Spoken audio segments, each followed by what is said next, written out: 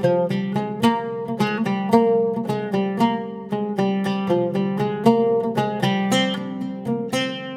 இன்னைக்கு உளுந்தே இல்லாம மெது வடை எப்படி செய்யறதுன்னு பார்க்க போறோம். இது வந்து பிகினர்ஸ் கூட ரொம்ப சுலபமா பண்ண முடியும். ரொம்ப ஈஸியான ரெசிபியும் கூட.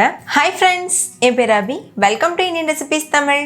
வீடியோக்குள்ள போறதுக்கு முன்னாடி நம்ம சேனல் இந்தியன் ரெசிபிஸ் தமிழை சப்ஸ்கிரைப் பண்ணிக்கோங்க. கூட இருக்க பெல் சிம்பலையும் கிளிக் பண்ணிக்கோங்க.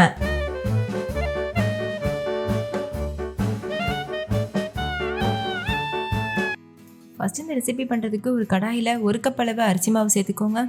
கூடவே 1/2 கப் அளவு கெட்டியான தயிர் சேர்த்துக்கோங்க. 1/2 கப் அளவுக்கு தண்ணி சேர்த்துக்கோங்க. எந்த கப்பில் அரிசி மாவு எடுக்கிறீங்களோ அதே கப்பில் மற்ற எல்லா பொருட்களும் அளந்துக்கணும். 1 டீஸ்பூன் அளவுக்கு உப்பு சேர்த்துக்கோங்க. நீங்கள் தேவையான அளவுக்கு உப்பு சேர்த்துக்கலாம். சேர்த்துட்டு ஒரு விஸ்க் இல்லைன்னா ஒரு கரண்டி வச்சுட்டு கட்டிகள் இல்லாமல் நல்லா இது போல் கலந்துக்கோங்க. நான் எடுத்திருக்க கப்போட அளவு 250 ml அளவு இருக்கும். நீங்கள் அந்த மாதிரி ஒரு கப் எடுத்துகிட்டு செஞ்சிங்கன்னா கரெக்டாக இருக்கும். கட்டிகள் இல்லாமல் நல்லா கலந்ததுக்கப்புறமா ஸ்டவ்வில் வச்சுட்டு ஹை ஃப்ளேமில் வச்சு ஒரு நிமிஷத்துக்கு நல்லா இது போல் கலந்துக்கோங்க. அதுக்கப்புறமா ஸ்டவ்வை வந்து மீடியம் ஃப்ளேமில் வச்சுட்டு நல்லா கெட்டியான பக்குவம் வர வரைக்கும் மிக்ஸ் பண்ணிக்கோங்க. இந்த மாதிரி கைவிடாமல் கலந்துகிட்டே இருக்கணும். அப்போ தான் அடிப்பிடிக்காமல் இருக்கும். நல்ல ஒரு சப்பாத்தி மாவு கன்சிஸ்டன்சி வரணும். அது வரைக்கும் நல்லா இது போல் மிக்ஸ் பண்ணிக்கோங்க. இப்போ பாருங்கள், நல்லாவே கெட்டியாக ஆரம்பிச்சிருச்சு. இது இன்னுமே நல்லா கெட்டியாகும். அது வரைக்கும் நம்ம கலந்துகிட்டே இருக்கணும். இப்போ கரெக்டான கன்சிஸ்டன்சிக்கு வந்துருச்சு. நீங்களே பாருங்கள், சப்பாத்தி மாவு பக்கத்துக்கு இருக்குல்ல, இது வந்து பெர்ஃபெக்டான கன்சிஸ்டன்சி. இந்த ஸ்டேஜில் ஸ்டவ் ஆஃப் பண்ணிவிட்டு இதை அப்படியே மூடிட்டு நல்லா ஆற வச்சுருங்க. கொஞ்சம் கூட சூடு இருக்கக்கூடாது, அந்த அளவுக்கு நல்லா ஆற வச்சுருங்க. அதுக்கப்புறமா நம்ம ப்ரிப்பேர் பண்ணலாம். இப்போ கொஞ்சம் கூட சூடு இல்லை, நல்லா ஆறி இருக்குது. இப்போ இதில் ஒரு பெரிய சைஸ் வெங்காயத்தை பொடியாக அரிஞ்சு சேர்த்துக்கோங்க. 2 பச்சை மிளகாவை இந்த மாதிரி கட் பண்ணி சேர்த்துக்கோங்க.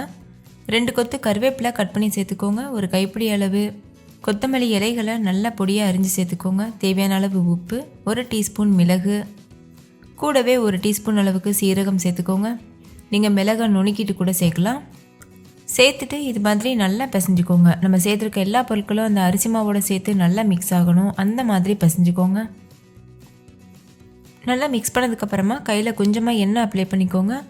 நம்ம உளுந்த வடையெல்லாம் பண்ணுவோம்ல, அந்த மாதிரி ஒரு ஷேப்க்கு இது மாதிரி மாவை உருட்டிக்கோங்க. உருட்டிட்டு லேசாக தட்டிட்டு நடுவில் ஒரு சின்ன ஓட்டை போட்டுக்கோங்க.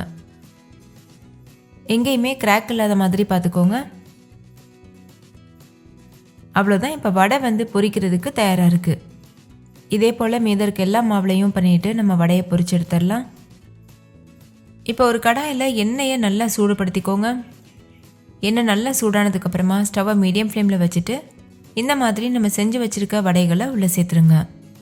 மீடியம் ஃப்ளேம்லேயே வச்சுட்டு 2 பக்கம் திருப்பி விட்டு பொன்னிறம் வர வரைக்கும் வேக வச்சுக்கோங்க. ஒரு சைடு நல்லா வேகட்டும். வெந்ததுக்கு அப்புறமா நீங்கள் 2வது பக்கம் திருப்பி போடுங்க. இல்லைன்னா வடை வந்து உடஞ்சி போகிறதுக்கு வாய்ப்பு இருக்குது. அதே மாதிரி லோ ஃப்ளேமில் வச்சு பொரிக்கக்கூடாது. லோ ஃப்ளேமில் வச்சுட்டிங்கன்னா சீக்கிரமாகவே வடை வந்து எண்ணெய் குடிக்க ஆரம்பிச்சிரும். வடை பாருங்கள், நல்ல மொறுவாக சூப்பராக தயாராக இருக்குது. இந்த மாதிரி பொன்னிறம் வந்ததுக்கப்புறமா நம்ம வெளியில் எடுத்துடணும். இதே போல் மீத இருக்க எல்லா மாவுலையும் நம்ம வடை செஞ்சு எடுத்துடலாம். இந்த வடை கூட வச்சு சாப்பிட்றதுக்கு தேங்காய் சட்னி ஒரு பக்காவான காம்பினேஷனாக இருக்கும். இல்லை நீங்கள் அப்படியே கூட டீ டைம் ஸ்நாக் மாதிரி டீ கூட வச்சு கூட சாப்பிட்லாம். நீங்களே பாருங்கள், உளுந்தே இல்லாமல் எவ்வளோ பெர்ஃபெக்டான மெதுவடை பண்ணியிருக்கோம். கண்டிப்பாக நீங்களும் இந்த இன்ஸ்டன்ட் மெதுவடையை செஞ்சு பாருங்கள். வீட்டில் இருக்க எல்லாரும் ரொம்ப விரும்பி கேட்டு வாங்கி சாப்பிடுவாங்க.